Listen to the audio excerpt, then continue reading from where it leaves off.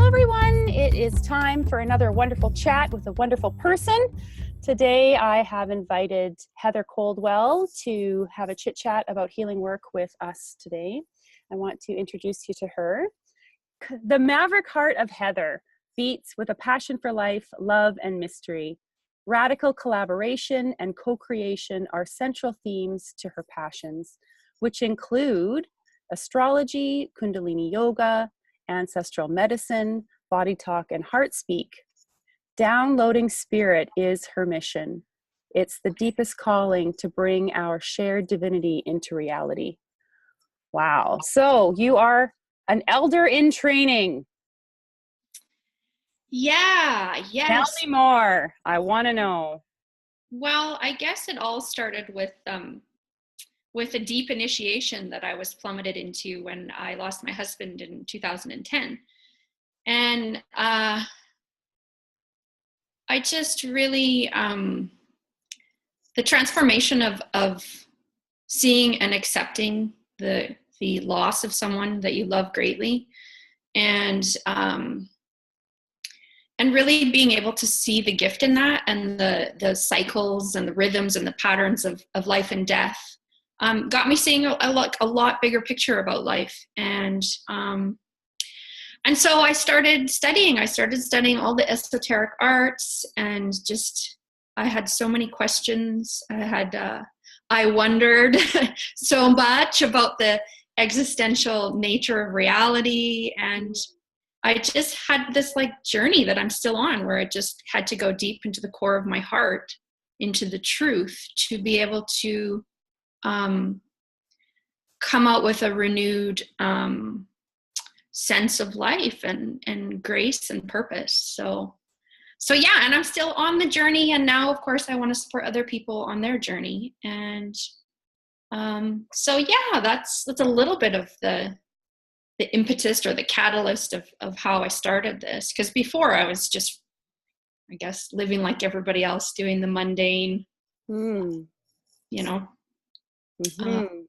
everyday sort of, get married, go to school, get a job stuff. And the universe didn't let me stop there. So yeah, it seems like you have a deeper calling now. Yeah. I think one of the things that I discovered, actually, and it was when I participated in, or I went to a First Nations powwow a few years ago, and they reintroduced someone who was grieving back into their community. And I got this really deep sense of how the sacred has really been stripped from our lives. And we don't honor births and deaths and have ritual and ceremony to mark these transitions in our life, which are really important. So I started to just feel that deep need, that deep pulse from underlying everybody, that man, there's so much need in the world for love and for these forces to actually come and live through our lives, through our experiences, big and small. So wow, so, that sounds really powerful to witness that, but also to be moving that through in your day-to-day life. For myself, I actually noticed that too. There comes a point you can do all the classes and you can do all the education, but it comes down to your day-to-day, how you're interacting, where you're bringing your energy, what kind of energy you're bringing. And it sounds like you've really come through something, and now you're quite clear on the kind of gifts that you want to share with others. So what do you want people to get out of your work? More than anything, what just really excites you when they... just, I guess, the embodied experience of moving from darkness to light. We have a mental concept of that, but I would say, even in my personal experience right now, even though my husband passed away almost 9 years ago, 8 years ago now, I feel like I'm just actually starting to move the trauma out of my tissues. So really moving the pain and the experience out of my body. And I think people are maybe unconscious to how much we're holding physically in our beings. And I also study astrology, and Uranus, this planet of awakening, has just entered Taurus, which rules the body.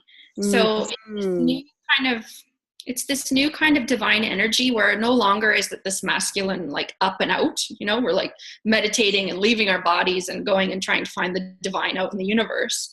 But it's now this down and in, right? So this downloading of spiritual energy and feeling great and fantastic in our bodies and in our lives and in, our presence. So it's like living with heart and soul. Yeah, totally. Yeah. Yeah. So really accessing, for me, I've been experiencing the soul, or defining the soul as spirit inside the body. While I'm here in this body, that's what the soul is. So soul's holding all this wisdom itself, and the relationship with one's soul is a personal one. And I like seeing people really tap into that personal wisdom and authority inside of them, because that's where the answers are for everyone. And so I see a real turn also while we're doing things collectively in community, that each of us are bringing ourself authentically in the most awakened or aware state that we can be in. So so I really like that, getting the trauma out of the body, making steps so that the process can be processed. I mean, all of these life experiences, they're a lot to digest, hey? And we can be chewing on something for a long time, or swallowing something that we don't want to look at. So it's good to look at these cycles, sort of short term and long term, to see how far we've come. And well, it also reminds me, Carla, of the other area of work that we're both actually interested in, the ancestral medicine and repair. So not only are we oftentimes carrying our own personal experiences, we're also carrying the undigested experiences of our ancestors, consciously or not, right? Right. We're not, we want to see ourselves as an individual being, but we come from a family system. We are involved in many systems and many fields throughout the day. So when you take a look at your life and actually see the different systems that you're a part of and how those energies play out, it can actually be really freeing to see that some of the behaviors you've engaged in, or energy dynamics, they were kind of passed down to you unconsciously through the behavior of family members, or the awareness even in your cells and in your DNA about undigested experiences or trauma. And we've known that for a while, working with energy, that these things are in the body, but science is also catching up to what we've always felt as healers, what we've always known. So how do you use the app with your work then? How are you using Wondering with what you're doing? Well, so first of all, like from an astrological perspective, I really love the Gemini quality of it. So the curiosity, right? So this very, really cool approach to, because oftentimes this work, there's a lot of fear when people are being sort of asked to look inwards. It takes some courage, right? And I love the idea of the lightheartedness of it and the curiosity of it. So asking questions, right? Being okay with just asking questions of ourselves and getting to know ourselves. And the iWonder concept is so brilliant. And then it's accessible. It's like technology. It's easy. So for example, I'm working with a client, and I come up against something that I'm not clear about, or I need a little deeper information, or I have to Google it, and I have to sift through the Google stuff and be like, okay, what am I, what is going to suit this? And with the app, I just turn my phone on and hey, wait a second, I'm going to check this out. And iWonder, there it is, some information on the hypothalamus, or the stomach, or so I like the ease. I like the convenience. I like the accessibility. I love the question posing. So I use it a lot in my clinical work.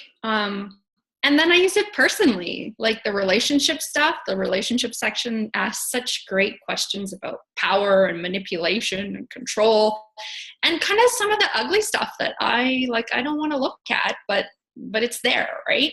Well, So, do we want to look at that stuff? I mean, why do we want to look at it? We want to look at it because when we're not aware of stuff, we are engaging in patterns unconsciously that usually end up in a place that's uncomfortable or painful. yep. So the more we can be conscious of our motives, the more we can sort of check in before we make decisions without fully feeling them through, or taking action before we are really clear on really even what we want from a situation. So yeah, and I like that you want to talk a little bit about the relationship questions, because is there any place where we could be more clouded than in a relationship with another human being, especially one that we really care about? You Oh, this know? is so interesting. I mean, it's so I've just started doing Kundalini yoga, and I'm just it's just such a brilliant practice. And the yogis in Kundalini yoga, they claim that relationship is the highest yoga you can Mm, partake. And man, it so is. And not just, relating to your intimate partners, but like relating to nature and to your work environment and your family, and these unseen forces that might, come to you and you don't know what to do with that. And so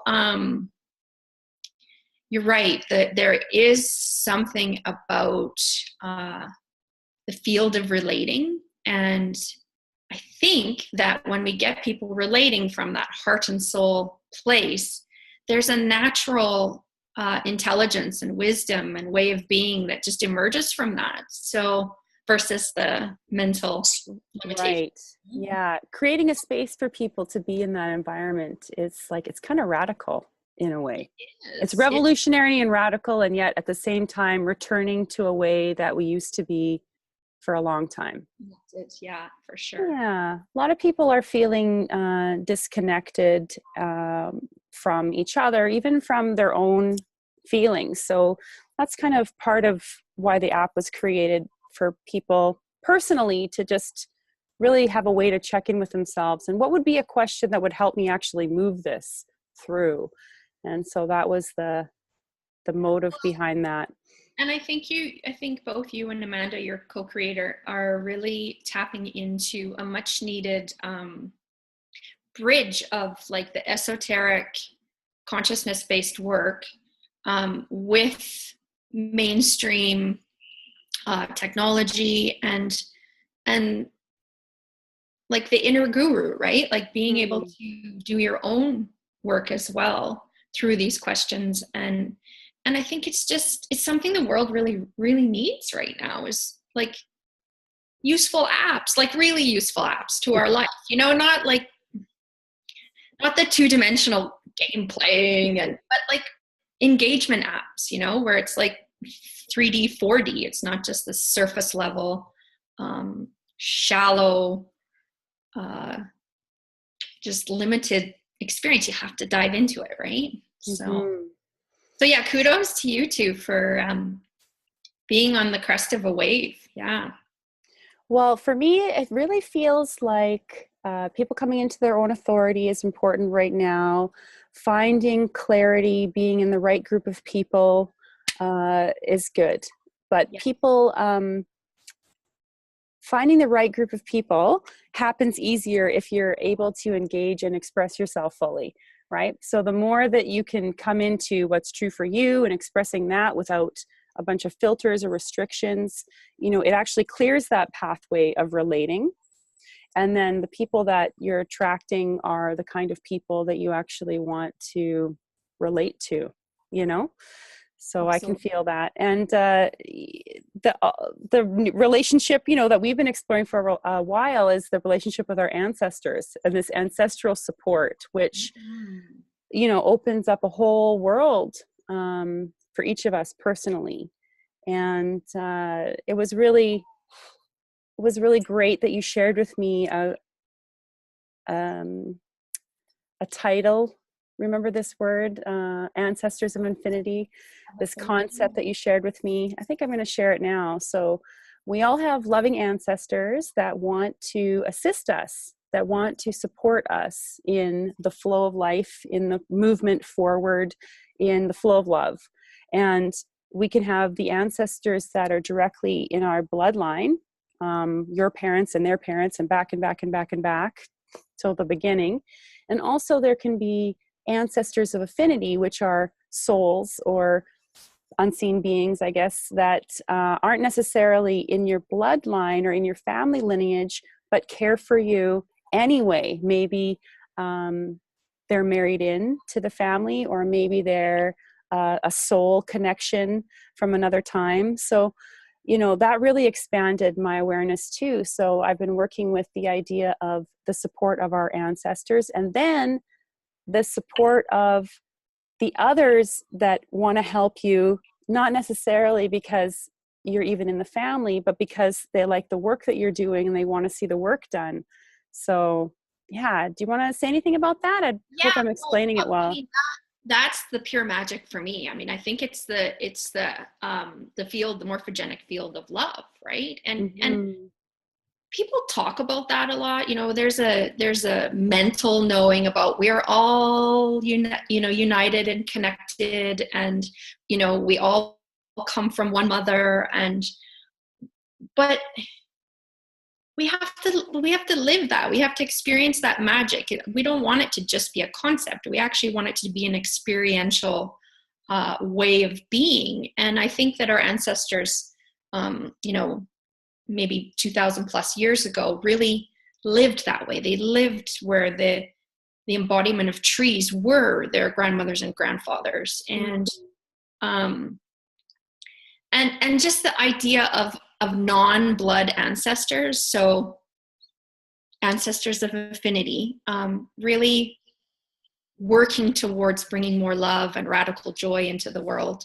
It's a beautiful, beautiful expression of what's possible, right? And I know it certainly is alive in my life, meeting you, and it just feels right. You know, it just feels right. You just feel it when you feel someone who's an ancestor of affinity. So yeah, I guess maybe that would be what a lot of people call like soulmates in the world. So not necessarily your intimate partners, but you know, these people who just uplift your mission, right? There are definitely some people we meet along the way that we know deeply already somehow, even though we've just met. And for me, for sure, my partner, my late partner, Lee, he was an ancestor of affinity. Like the gifts and the things that I learned at a soul level from having had him in my life, like without doubt, ancestor of affinity. So, yeah. Well, I just really enjoy working with you, Heather, in whichever capacity we're working in, whether that's astrology or energy work or constellation, the ancestral ritual. It's all really vibrant and juicy work. And do you want to tell people about how to get a hold of you? Maybe I'll put your website along the bottom. Yeah. So speaking of ancestors of affinity, my partner, Kirsten Freeland, we created a sharing space called Evoke Transformation. She too is a widow. So we have this great website. You can contact us on that. So the website is www.evoketransformation.ca. And so you can certainly look us up there. And then I'm on the website, Kirsten's on the website. You can book sessions with me as well. So that's Body Talk, Astrology, and Heart Speak. And of course, the iWonder app might just come into those sessions too, which is great. So yeah, that's how you can find me. We also have a Facebook page as well. So Evoke Transformation. So thank you, Carla, for. Well, it's nice to chat with you. Yeah. And just touch base about the kind of work that we're putting into the world. And I just want to honor you for really sharing your heart today and every day in your work. And I feel like the sincerity of your experience and the depth of your experience really comes through when you share yourself. And we all have a lot to learn in that degree. So thank you, Heather, for your just way of being. And yeah, we'll see things coming from you in the future too. So we'll Yeah, talk again. lots to look forward to. So yeah, thank you, Carla. Take care. Alrighty, bye.